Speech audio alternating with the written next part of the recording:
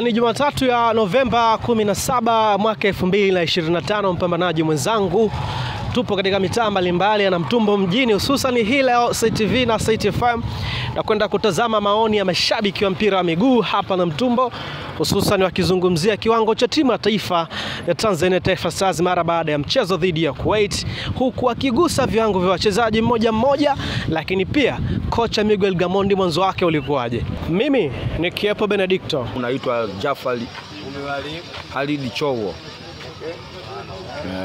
Ni mshabiki wa Young Africa. Kiwango kwa ujumla ni kibovu. Naongea kibovu kwa sababu naweza kusema labda kwa sababu ya kubadilisha namba ya wachezaji. Najua mchezaji ukimbadilisha namba, kujaribu kwamba ngoja nijaribu kuweka huyu, ngoja nijaribu kuweka huyu, nayo inaweza kachangia kupata matokeo mabaya. Mimi nadhani kama ungekuwa tu una uvumilivu ya kumwamini mchezaji, sidhani kama pangekuwa na matokeo kama haya. Kwa golikipa kama golikipa hatuna shida, isipokuwa tu bado tu muunganiko wa ndani.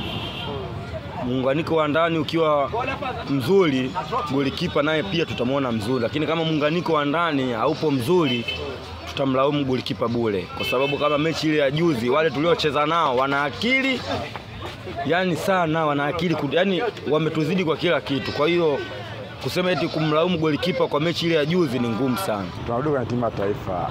Tukizungumzia kama swala la timu ya taifa sio mbovu. Isipokuwa sema tu labda wachezaji wamekosa muunganiko. Umeona? Kwa mfano ile swala la kubadilisha makocha na nini na linaweza kachangia. Kama ile mechi ya juzi. Ile mechi ya juzi tulikamata kabisa ile. Umeona? Sijui kama wale wachezaji waliziuka na nini, nashangaa tu magoli yote mfano inarudi, lakini kwa namna moja au nyingine wachezaji wako vizuri. Wale wachezaji kwa mmoja wako vizuri, ile wasipokuwa wamekosa muunganiko tu. Ni kweli ni makosa ya mabeki, lakini kama Bakari Nondo Mnyeto ni beki ambaye kidogo kama anavuja. Mshaelewa? Kwa namna moja au nyingine ile beki naye kama vile inaanza kuchoka. Kama Nondo sasa hizi kama vile amepungua kidogo kiwango. Ile goalkeeper bwana tunaweza kusema mzuri, lakini hana footwork. Yani mpira anao mkononi sio mguuni. Na maana hata ile goli la nadhani ni la pili lile alikuwa anasawazisha goli la pili sio lile wale jamaa. Ni uzembe wa goalkeeper, kwa sababu beki alikuwa kama vile anampisha goalkeeper akamata mpira au afanye anachokitaka, au kupiga abutilia mbali, au arudishe golini ndani ya box au kamata. Lakini alichokiamua yeye ni kupiga ule mpira. Baada ya kupiga mpira sasa akapiga chini, yani akachimba chini. Kwa hiyo mpira kama aliugusa tu kidogo akamsababishia faidi kukamata mpira na kumbukiza kambani. Kwa hiyo kitu nacho kinachangia. Ni goalkeeper mzuri, lakini footwork ndo hana. Kwa majina anaitwa Shomari Kingi, kutokea hapa Kisutu. Kocha kuna kitu amekiongeza, tumeona mabadiliko mengi, ila tu ni tumekosa muunganiko wa timu, na kocha tumpe muda kidogo, maana hii ndio game yake ya kwanza na tumecheza vizuri, ila tu mistake ndogo za mpira ndio zimepelekea tumepoteza ile game.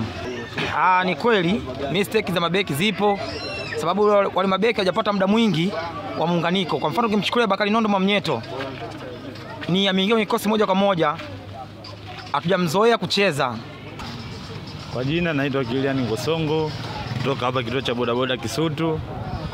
Ndio timu ina shida kwenye mabeki, ila shida kubwa ipo kitu cha kwanza upande wa mabeki. Kwa kina Dickson Jobu nahisi wamecheza muda mrefu bila kupumzika, wanahitaji muda wa kupumzika na wao.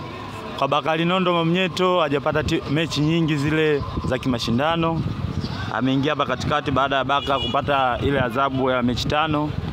Ila kwa upande wa Mohamed Hussein shida kubwa na yeye, bado mechi hajapata nyingi kutoka alipotoka Simba kuja Yanga, bado hajapata mechi nyingi za kimashindano.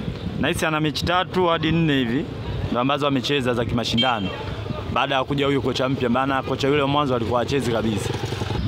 Shida kubwa kwenye timu ya taifa ipo pale. Ninachokiamini mimi kwamba kwenye timu yetu wale wachezaji hawana kiwango cha muendelezo. Kwa hiyo kunakuwa hakuna timu ile ya moja kwa moja ambayo inaweza ikacheza. kila mechi unayokuja wachezaji asilimia nyingi wanabadilika. Kwa ile inawawia vigumu hata wachezaji wenyewe kuonyesha muunganiko kwenye timu, kwa sababu kila mechi anacheza na mtu tofauti. Kila mechi wanacheza na mtu tofauti, kila mechi wanacheza watu tofauti. Hata wale wachezaji nayo inakuwa shida sana, yani kutokana na ule muunganiko inakuwa shida sana. Ila naamini labda ikatokea kitu cha kwanza, wachezaji wao wanafanya vitu vizuri, wao wana kiwango kile cha muendelezo ambacho kinaweza mechi 2-3 wale wachezaji wakacheza pamoja, wachezaji wale ambao wanacheza mechi moja, naamini Taifa Stars itafanya vizuri. Ila kwa kuwa mechi hii wanacheza watu wengine, mechi hii wanacheza watu wengine, mechi hii wanacheza watu wengine, sidhani kama Taifa Stars itafanya vizuri kwa mwenendo huu. Bwana, kwa jina naitwa Fadhili Gamba kutokea Kisutu Minazini.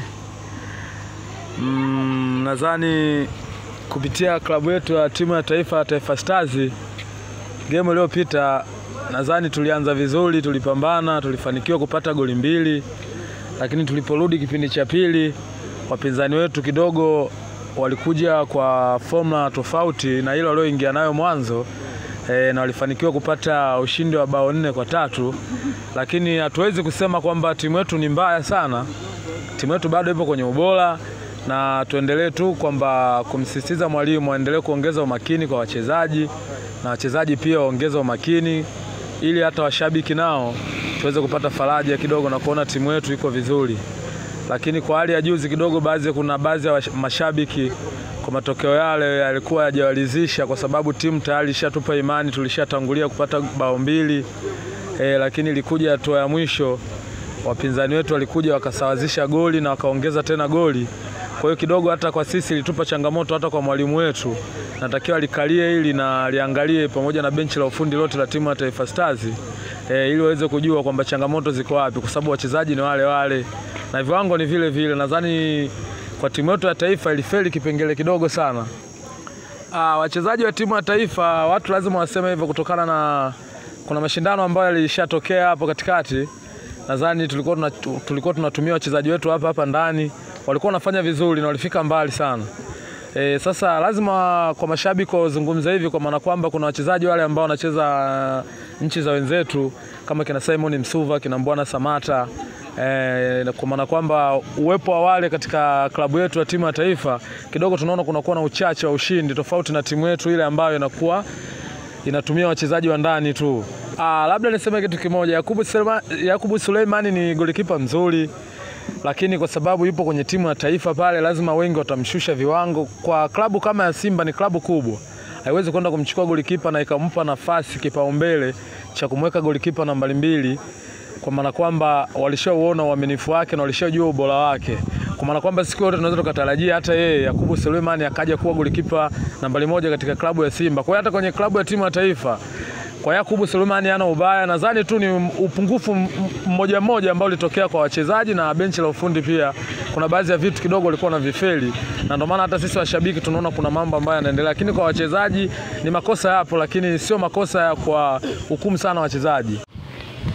Bila shaka ulikuwa wakati mzuri kuwasikia mashabiki wakichangia juu ya mwenendo wa timu yao ya taifa ya Tanzania Taifa Stars, namna ambavyo ilicheza mchezo wake wa kwanza wa kirafiki chini ya kocha mpya Miguel Gamondi, na umetoka kuwasikia vizuri. Asante sana kwa kuwa nasi katika ripoti ya Saiti hii leo.